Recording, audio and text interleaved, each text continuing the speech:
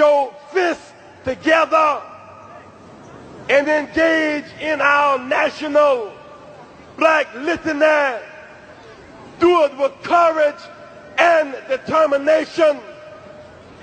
I am somebody. I am somebody. I may be poor, but I am somebody. I may be on welfare, but I am somebody. I may be unskilled, but I am somebody. I am black, beautiful, proud. I must be respected. I must be protected. What time is it? When we stand together, what time is it? When we say no more yes about, what time is it? What time is it? What time is it? Sister Kim Weston, the Black National Anthem. Good morning. Unfortunately, we are all waking up to devastating news that we have lost one of our giant civil rights leaders. He is now an ancestor, Reverend Jesse Louis Jackson. He died this morning surrounded by his family, according to a statement from his nonprofit social justice organization, Rainbow Push Coalition. I mean, so many memories growing up. I know everybody else out there in the chat has it as well. And I think, Orange, you said it best this morning. Reverend Jesse Jackson is an ancestor now. I am somebody. His words weren't just words. He put them into action. Another one of his statements and sayings that we'll never forget is keep hope alive. So this morning, we're going to do something special. We're going to remember Reverend Jesse Louis Jackson with his famous and historic now Democratic Convention speech from 1984. So we'll be back tomorrow with more details and some voices to help us celebrate the life, the legacy of our very own civil rights icon, Reverend Jesse Louis Jackson. So remember him today. We'll have more details about, funeral arrangements and all of that. I know Dr. Chavis has preparing a statement along with, of course, the Black press at large. So we'll have all those details tomorrow. But today we leave you with his 1984 Democrat convention speech. And we'll talk to you tomorrow.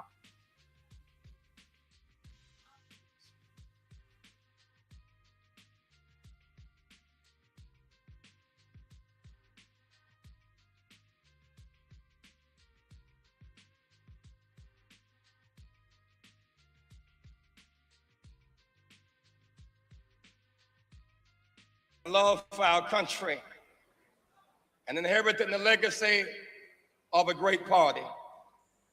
The Democratic Party, which is the best hope for redirecting our nation on a more humane, just, and peaceful course. This is not a perfect party. We are not a perfect people, yet we are called to a perfect mission. Our mission: to feed the hungry, to clothe the naked, to house the homeless, to teach the illiterate, to provide jobs for the jobless, and to choose the human race over the nuclear race.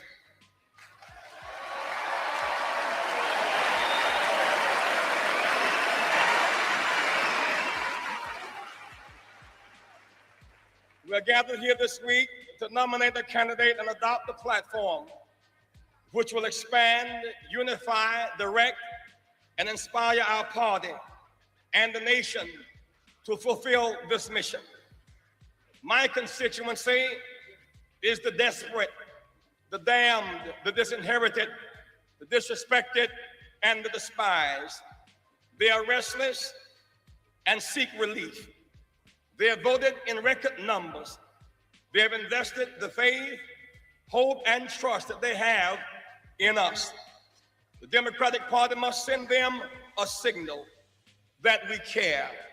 I pledge my best not to let them down.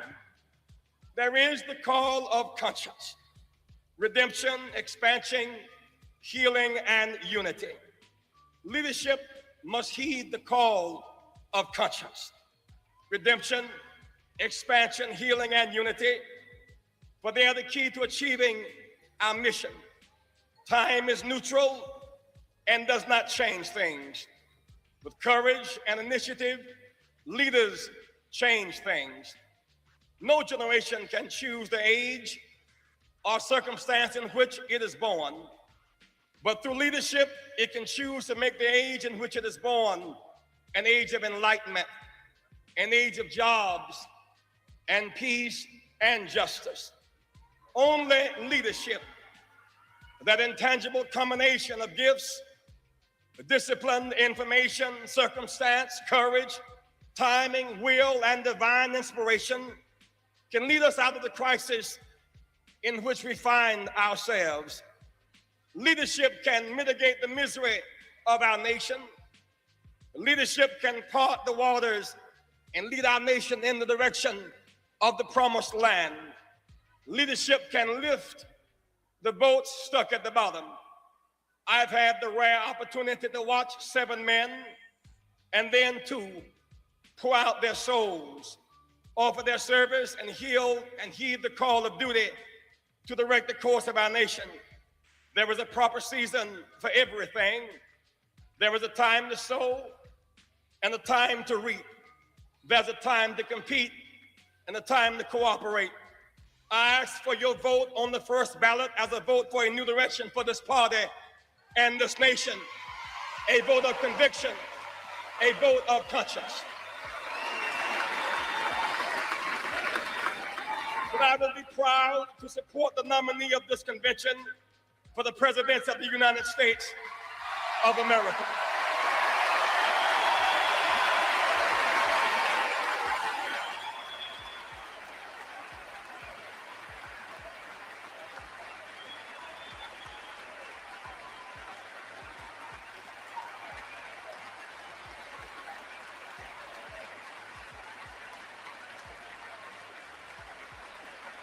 Thank you.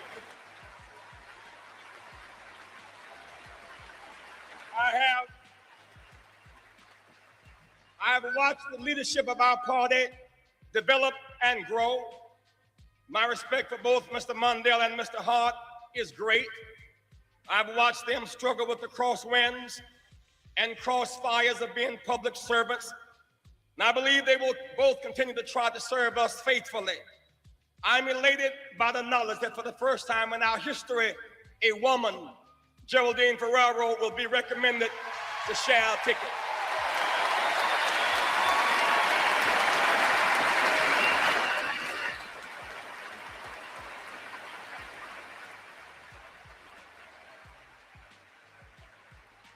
Throughout this campaign, I've tried to offer leadership to the Democratic Party and the nation.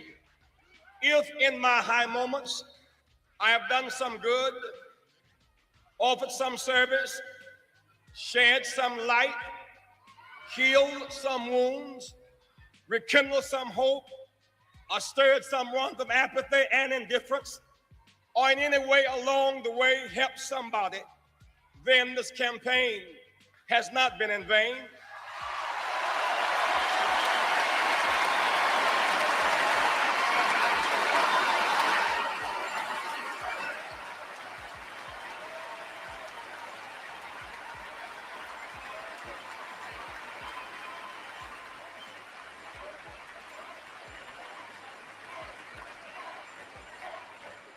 For friends who loved and cared for me, and for a God who spared me, and for a family who understood, I'm eternally grateful. If in my low moments, in word, deed, or attitude, through some error of temper, taste, or tone, I've caused anyone discomfort, created pain, or revived someone's fears, that was not my truest self. If there were occasions when my grape turned into a raisin, and my doorbell lost its resonance, please forgive me. Charge it to my head and not to my heart.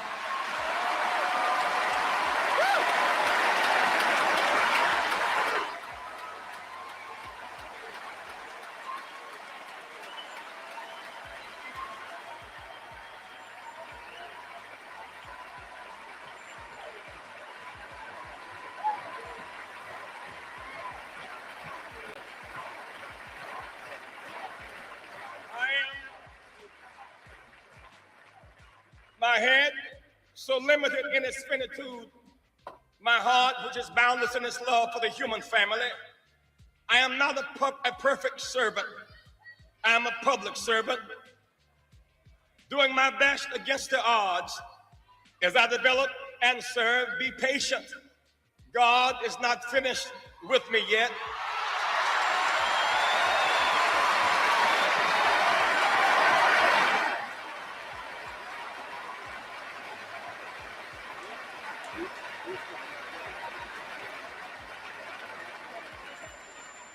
This campaign has taught me much, that leaders must be tough enough to fight, tender enough to cry, human enough to make mistakes, humble enough to admit them, strong enough to absorb the pain, and resilient enough to bounce back and keep on moving.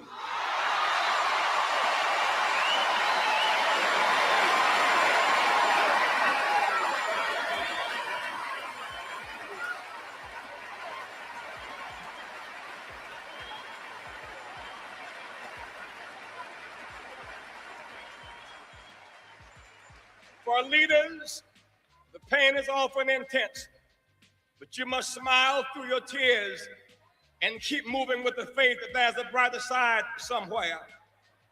I went to see Hubert Humphrey 3 days before he died. He had just called Richard Nixon from his dying bed, and many people wondered why. And I asked him, he said, Jesse, from this vantage point, the sun setting in my life, all of the speeches, the political conventions, the crowds, and the great fights are behind me now. At a time like this, you are forced to deal with your irreducible essence, forced to grapple with that which is really important to you. What I've concluded about life, Hubert Humphrey said, when all is said and done, we must forgive each other and redeem each other and move on. Our party is emerging from one of its most hard-fought battles for the Democratic Party's presidential nomination in our history. With our health, the competition should make us better, not bitter. We must use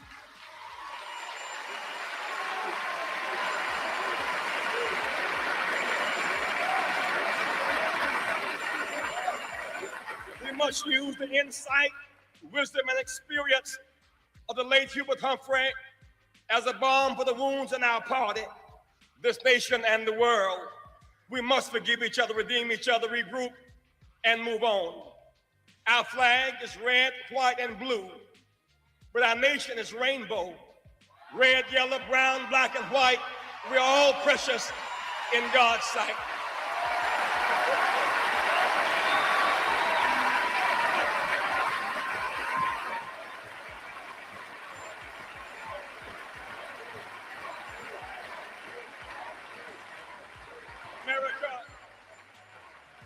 America is not like a blanket, one piece of unbroken cloth, the same color, the same texture, the same size. America is more like a quilt, many patches, many pieces, many colors, many sizes, all woven and held together by a common thread. The white, the Hispanic, the black, the Arab, the Jew, the woman, the Native American, the small farmer, the business person, the environmentalist, the peace activist, the young, the old, the lesbian, the gay, and the disabled make up the American quilt.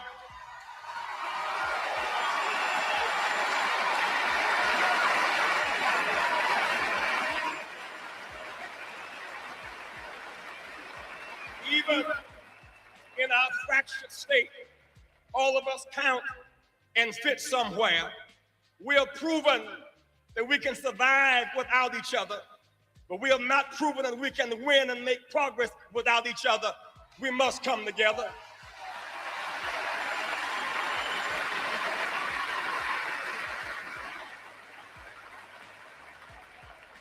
From Fannie Lou Hamer in Atlantic City in 1964 to the Rainbow Coalition in San Francisco today, from the Atlantic to the Pacific, we've experienced pain but progress as we ended America's apartheid laws. We got public accommodations. We secured voting rights. We obtained open housing as young people got the right to vote. We lost Malcolm, Martin, Medgar, Bobby, John, and Viola. The team that got us here must be expanded, not abandoned.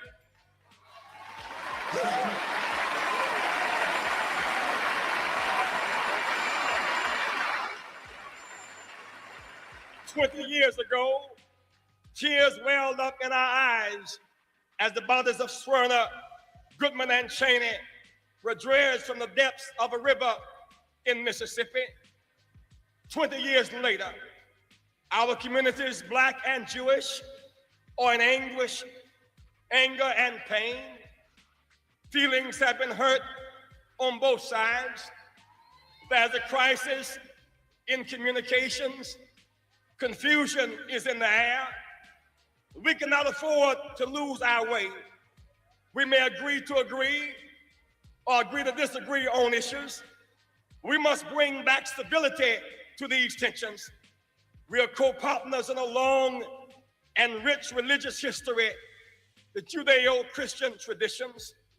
Many Blacks and Jews have a shared passion for social justice at home and peace abroad. We must seek a revival of the spirit inspired by a new vision and new possibilities. We must return to higher ground. We are bound by Moses and Jesus, but also connected with Islam and Muhammad. These three great religions, Judaism, Christianity, and Islam, were all born in the revered and holy city of Jerusalem. We're bound by Dr. Martin Luther King Jr. and Rabbi Abraham Heschel, crying out from their graves for us to reach common ground. We're bound by shared blood and shared sacrifices. We are much too intelligent, much too bound by Judeo-Christian heritage, much too victimized by racism, sexism, militarism, and anti-Semitism, much too threatened as historical scapegoats to grow undivided one from another. We must turn from finger-pointing to clasp hands. We must share our burdens and our joys with each other once again. We must turn to each other and not on each other and choose higher ground.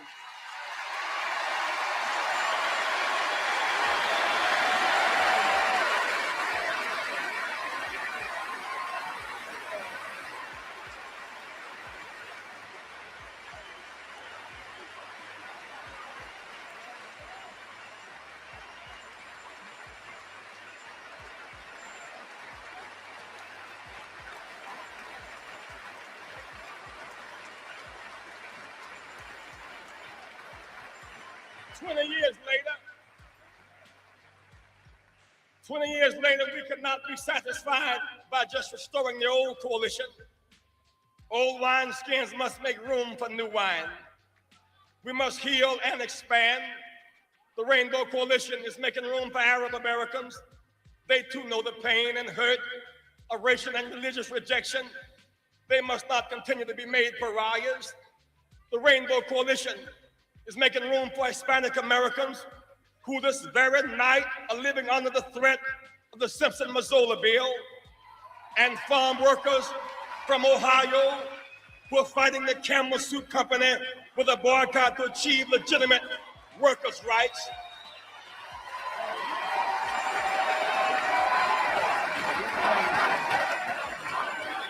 The Rainbow is making room for the Native American, the most exploited people of all, a people with the greatest moral claim amongst us. We support them as they seek the restoration of their ancient land and claim amongst us. We support them as they seek the restoration of land and water rights, as they seek to preserve their ancestral homelands and the beauty of a land that was once all theirs. They could never receive a fair share for all they have given us. They must finally have a fair chance to develop their great resources and to preserve their people and their culture. The Rainbow Coalition includes Asian Americans now being killed in our streets, scapegoats for the failures of corporate, industrial, and economic policies. The Rainbow is making room for the young Americans. 20 years ago, our young people were dying in a war for which they could not even vote. 20 years later, young America has the power to stop a war in Central America and the responsibility to vote in great numbers.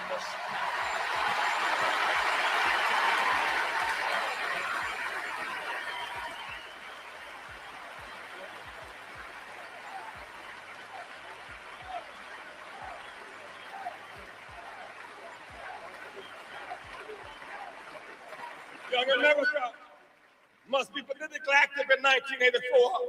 The choice is war or peace. We must make room for young America. The rainbow includes disabled veterans. The color scheme fits in the rainbow. The disabled have their handicap revealed and their genius concealed, while the able-bodied have their genius revealed and their disability concealed. But ultimately, we must judge people by their values and their contribution. Don't leave anybody out. I would rather have Roosevelt in a wheelchair than Reagan on a horse.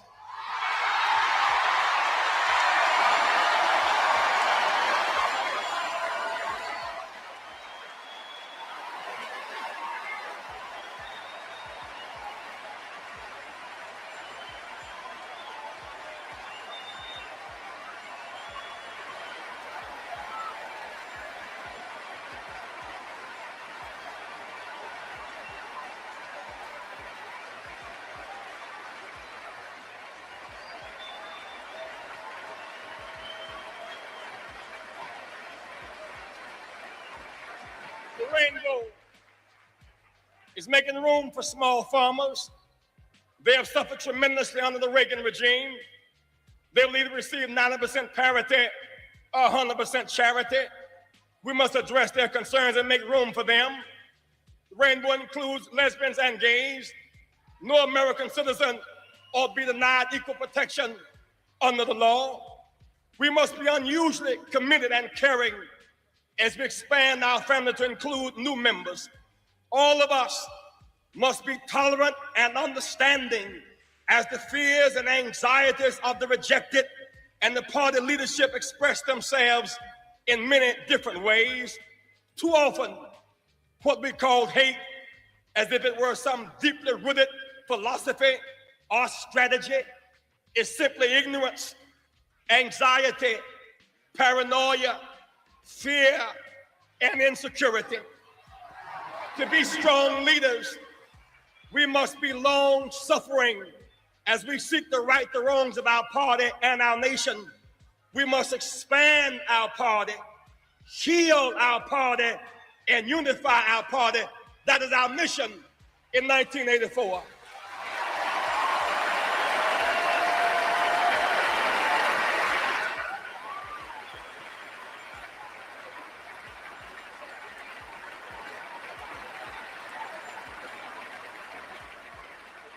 We're often reminded that we live in a great nation, and we do, but it can be greater still.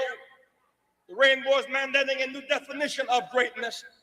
We must not measure greatness from the mansion down, but the manger up. Jesus said that we should not be judged by the bark we wear, but by the fruit that we bear. Jesus said that we must measure greatness by how we treat the least of these. President Reagan says the nation is in recovery. Those 90,000 corporations that made a profit last year but paid no federal taxes are recovering. The 37,000 military contractors who benefited from Reagan's more than doubling the military budget in peacetime, surely they are recovering. The big corporations and rich individuals who received the bulk of the 3-year multi-billion tax cuts from Mr. Reagan are recovering. But no such recovery is on the way for the least of these. Rising tides don't lift all boats, particularly those stuck at the bottom. For the boats stuck at the bottom, there's a misery index.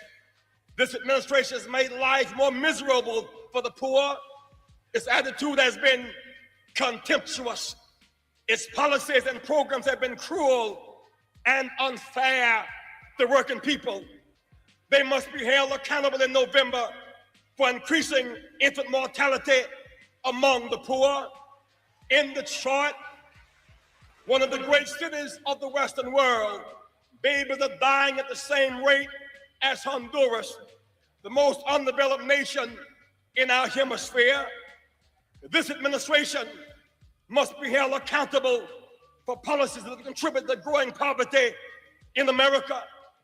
There are now 34 million people in poverty, 15% of our nation, 23 million are white, 11 million Black, Hispanic, Asian, and others, mostly women and children.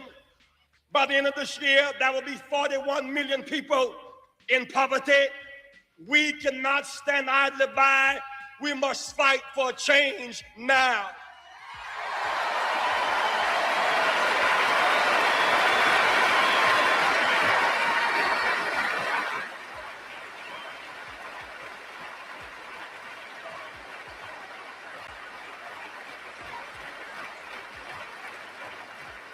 Under this regime, we look at Social Security. The 81 budget cuts included 9 permanent Social Security benefit cuts totaling $20 billion over 5 years. Small businesses have suffered. On the Reagan tax cuts, only 18% of total business tax cuts went to them, 82% to big business. Health care under Mr. Reagan has been sharply cut. Education under Mr. Reagan has been cut 25%.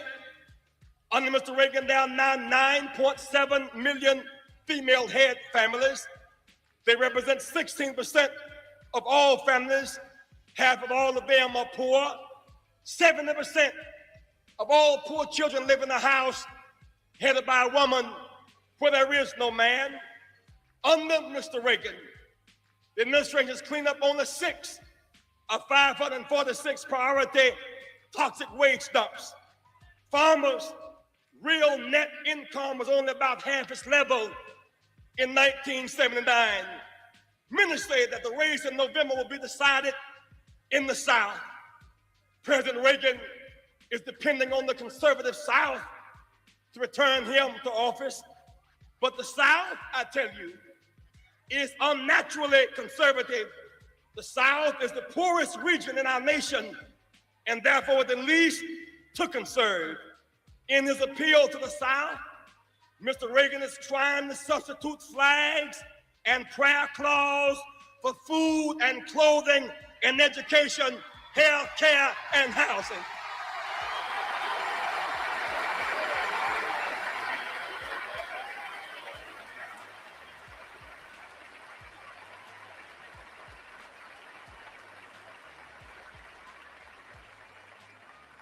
Mr. Reagan would ask us to pray, and I believe in prayer.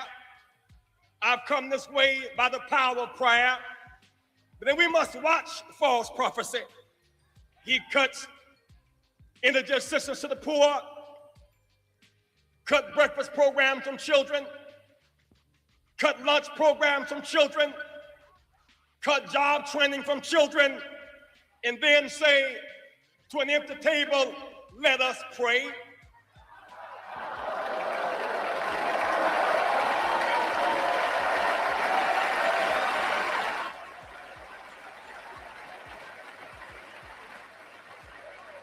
Apparently, he is not familiar with the structure of a prayer. You thank the Lord for the food that you're about to receive, not the food that just left.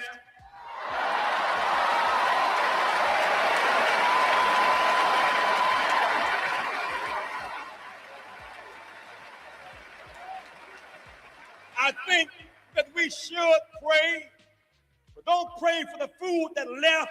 Pray for the man that took the food to leave. We need a change. We need a change in those things.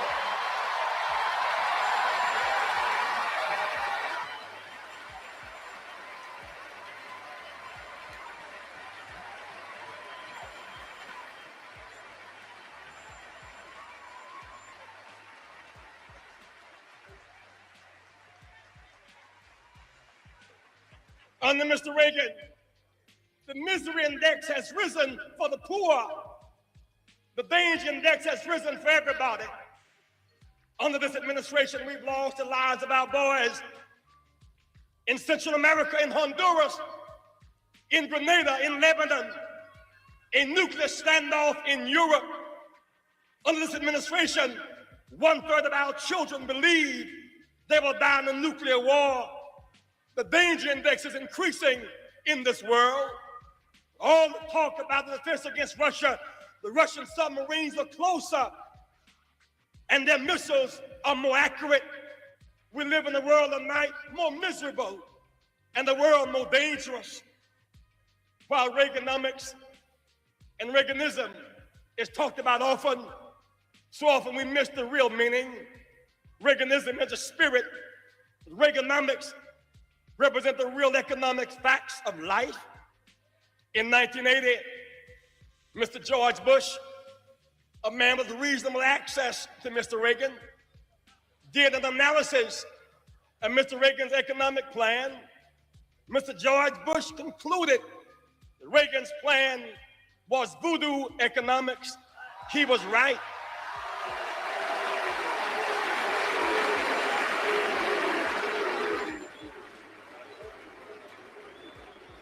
Third-party candidate John Anderson said a combination of military spending, tax cuts, and a balanced budget by 84 would be accomplished with blue smoke and mirrors.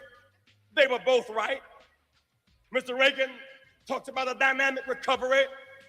There's some measure of recovery. 3.5 years later, unemployment has inched just below where it was when he took office in 81. There are still 8.1 million people officially unemployed, 11 million working only part-time. Inflation has come down, but let's analyze for a moment who has paid the price for the superficial economic recovery. Mr. Reagan curbed inflation by cutting consumer demand. He cut consumer demand with conscious and callous fiscal and monetary policies. He used the federal budget to deliberately induce unemployment and curb social spending. He then raised and supported tight monetary policies of the Federal Reserve Board to deliberately drive up interest rates, again to curb consumer demand created through borrowing. Unemployment reached 10.7%. We experienced skyrocketing interest rates. Our dollar inflated abroad. There were record bank failures, record farm foreclosures, record business bankruptcies, record budget deficits, record trade deficits. Mr. Reagan brought inflation down by destabilizing our economy and disrupting family life. He promised in 1980 a balanced budget, but instead we now have a record $200 billion budget deficit. Under Mr. Reagan, the cumulative budget deficit for his 4 years is more than the sum total of deficits from George Washington to Jimmy Carter combined. I tell you, we need a change.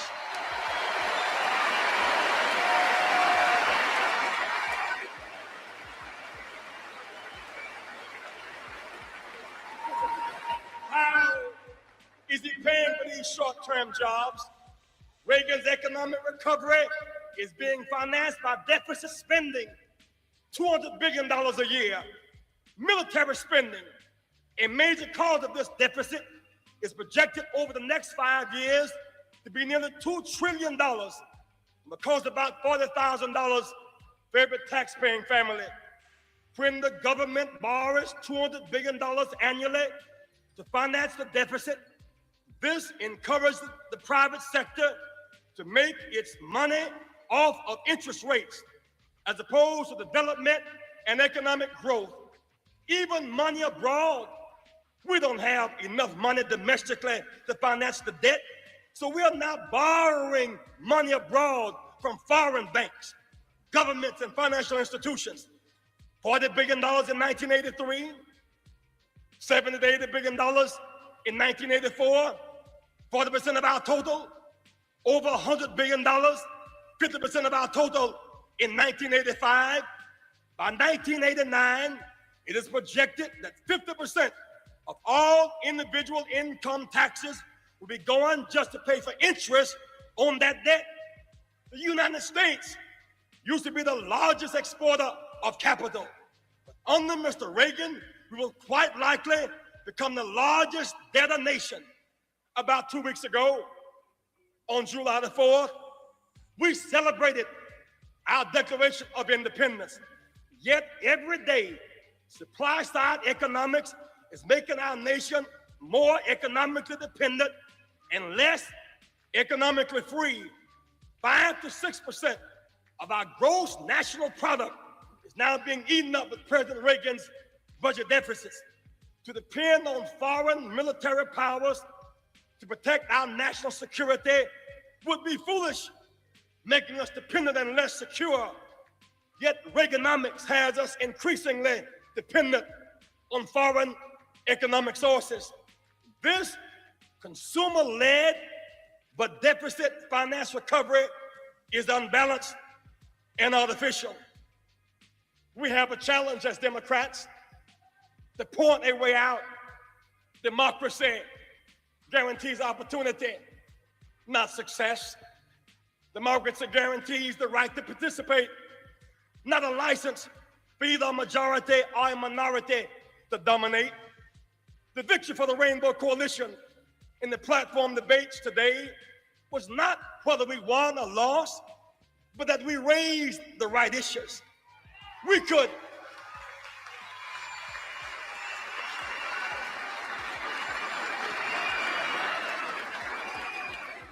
afford to lose the vote.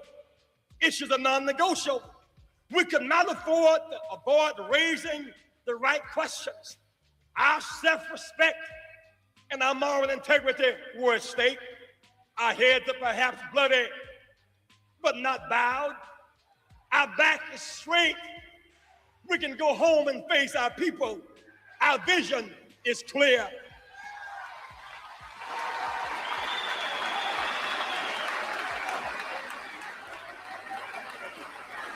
When we think on this journey from slave ship to championship, we've gone from the planks of the boardwalk in Atlantic City in 1964 to fighting to help right the planks in the platform in San Francisco in '84.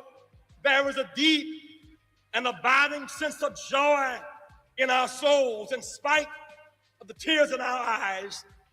Though there are missing planks, there is a solid foundation upon which to build. Our party can win, but we must provide hope which will inspire people to struggle and achieve. Provide a plan that shows a way out of our dilemma and then lead the way. In 1984, my heart is made to feel glad because I know there is a way out. Justice. The requirement for rebuilding America is justice. The linchpin of progressive politics in our nation will not come from the North. They, in fact, will come from the South. That is why I argue over and over again. We look from Virginia around to Texas. There's only one black congressperson out of 115. 19 years later, we're locked out the Congress, the Senate, and the governor's mansion. What does this large black vote mean? Why do I fight to win second primaries and fight gerrymandering and annexation and that large? Why do we fight over that? Because I tell you, you cannot hold someone in the ditch unless you linger there with them. Unless you linger there.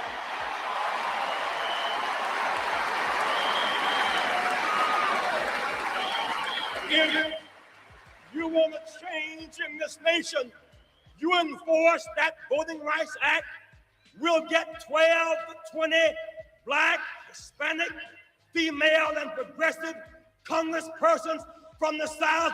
We can save the cotton, but we got to fight the boll weevils. We got to make a judgment. We got to make a judgment.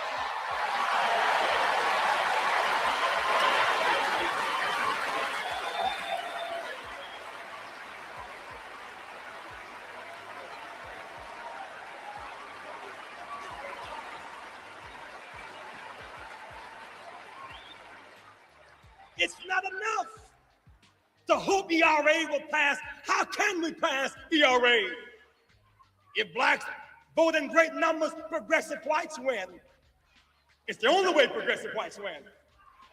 If blacks vote in great numbers, Hispanics win. When blacks, Hispanics, and progressive whites vote, women win. When women win, children win.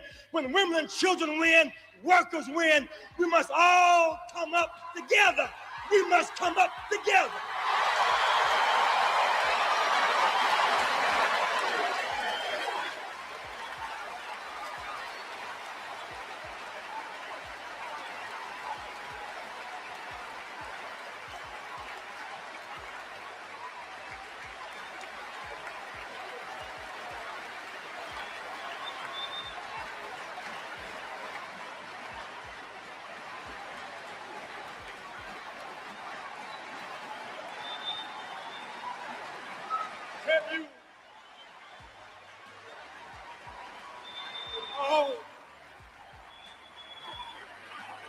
All of our joy and excitement, we must not save the world and lose our souls.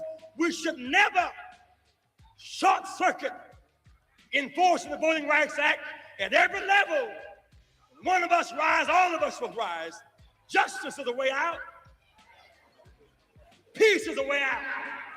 We should not act as if nuclear weaponry is negotiable and debatable. In this world in which we live, we dropped the bomb on Japan and felt guilty.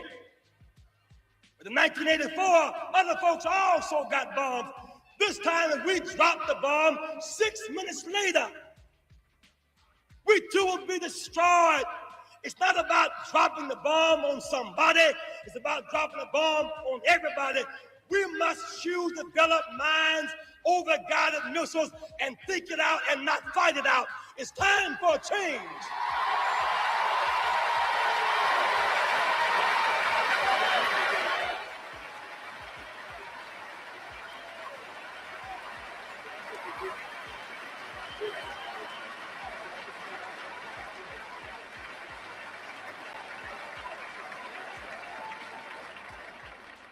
Our foreign policy must be characterized by mutual respect,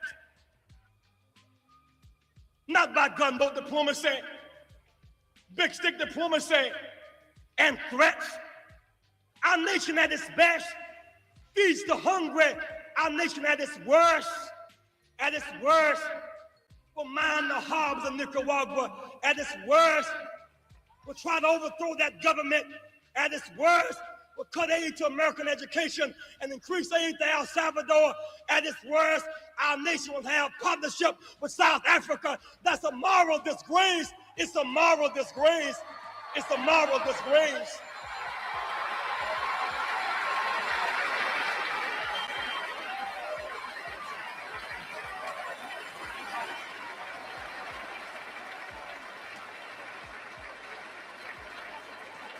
You look at Africa.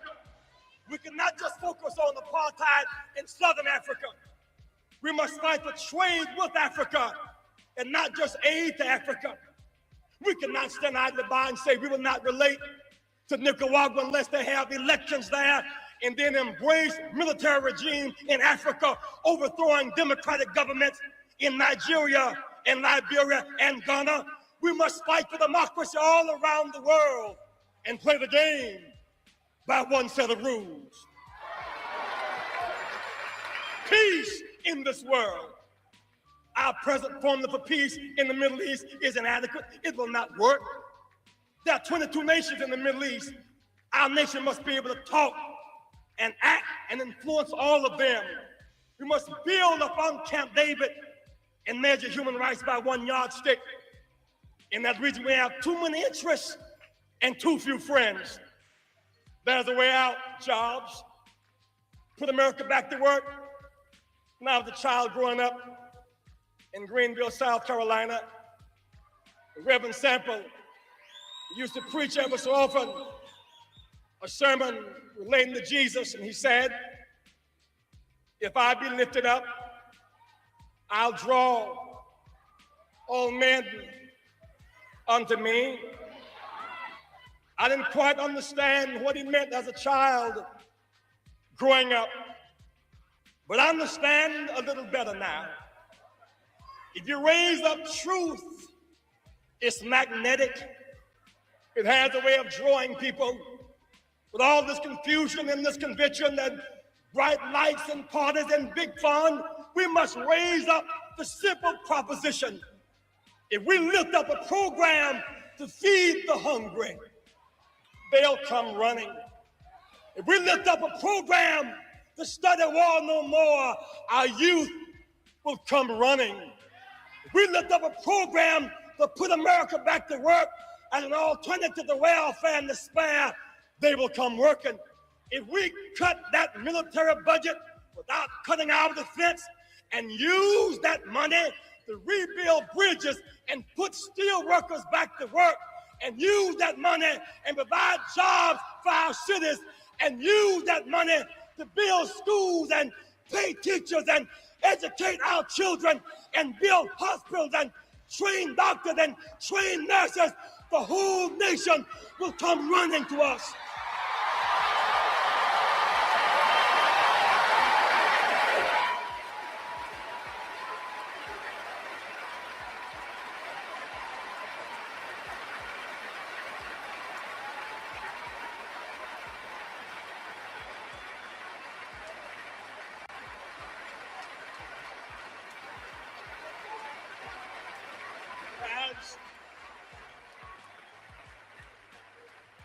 As I leave you now, and we vote in this convention and get ready to go back across this nation in a couple of days, in this campaign, I tried to be faithful to my promise. I lived in El Barrios, ghettos, Indian reservations, and housing projects. I had a message for our youth. I challenged them to put hope in their brains and not dope in their veins. I told them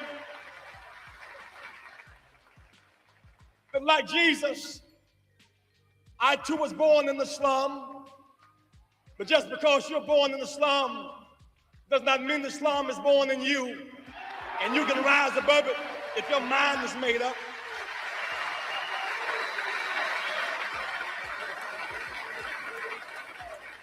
I told them, in every slum, there are two sides. When I see a broken window, that's the slummy side. Train some youth to become a glazer, that's the sunny side. When I see a missing brick, that's the slummy side. Let that child in the union and become a brick mason and build, that's the sunny side. When I see a missing door, that's the slummy side. Train some youth to become a carpenter, that's the sunny side. When I see the vulgar words and hieroglyphics of destitution on the walls, that's the slummy side. Train some youth to become a painter and artist. That's the sunny side. We leave this place looking for the sunny side because there's a brighter side somewhere. I'm more convinced than ever that we can win. We have fought up the rough side of the mountain. We can win. I just want young America to do me one favor. Just one favor. Exercise the right to dream. You must face reality, that which is, but then dream of the reality that ought to be, that must be. Live beyond the pain of reality with the dream of a bright tomorrow. Use hope and imagination as weapons of survival and progress. Use love to motivate you and obligate you to serve the human family. Young America, dream. Choose the human race over the nuclear race. Bury the weapons and don't burn the people. Dream. Dream of a new value system. Teachers who teach for life and not just for a living. Teach because they can't help it. Dream of lawyers more concerned about justice than a judgeship. Dream of doctors more concerned about public health than personal wealth. Dream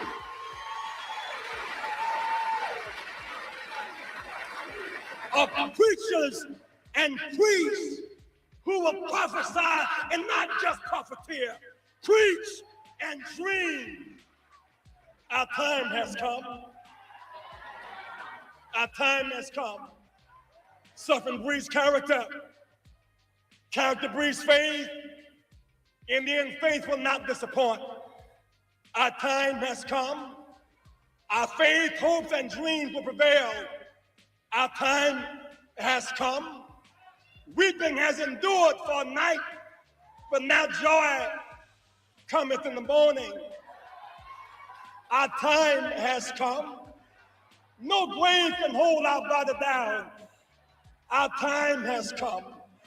No lie can live forever. Our time has come. We must leave racial battleground and come to economic common ground and moral higher ground. America, our time has come. We've come from disgrace to amazing grace. Our time has come. Give me your tithe, give me your poor, your huddled masses who yearn to breathe free. And come November, there will be a change because our time has come. Thank you and God bless you.